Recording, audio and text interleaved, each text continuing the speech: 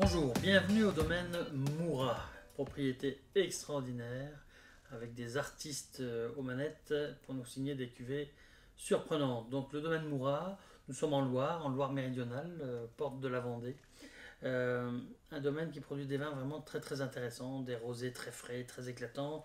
Ici une cuvée de chenin délicatement boisé remarquable, un pinot noir façon rouquin de jardin, donc un pinot noir friand, facile, goulayant à souhait, que je n'ai pas sur la table encore. Il y a une cuvée en blanc qui est un chenin de jardin, donc 100% chenin, qui est vraiment superbe aussi, qui est un chenin aromatique, frais, très plaisant aussi en apéritif ou en début de repas. Il y a une autre cuvée qui va arriver, qui sera proposée pour la dégustation de printemps cette année, qui s'appelle OVNI en blanc, très intéressante aussi, dans le style vin blanc de copain à boire comme ça, très facile. Et alors, on a des cuvées un petit peu plus spectaculaires, comme ici les grenouillères. Les grenouillères, c'est une cuvée issue de cépage négrette. Donc la négrette, c'est un cépage qu'on connaît plus dans le sud-ouest, mais ici, voilà, on l'a en monocépage.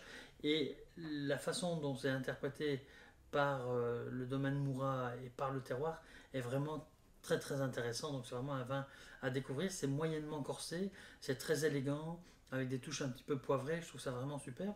Et alors on a la chance d'avoir quelques bouteilles de cette cuvée en pré-phylloxérique. Donc pré-phylloxérique, vous savez, c'est les vignes qui n'ont pas souffert du phylloxéra parce qu'elles étaient protégées d'une façon ou d'une autre.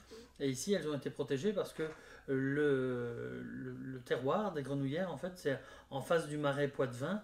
Et on sait que le phylloxéra, donc la petite bête qui a décimé une grande partie du vignoble lors de son invasion, a épargné les zones où il y avait des remparts naturels comme ce marais, donc des sols sables.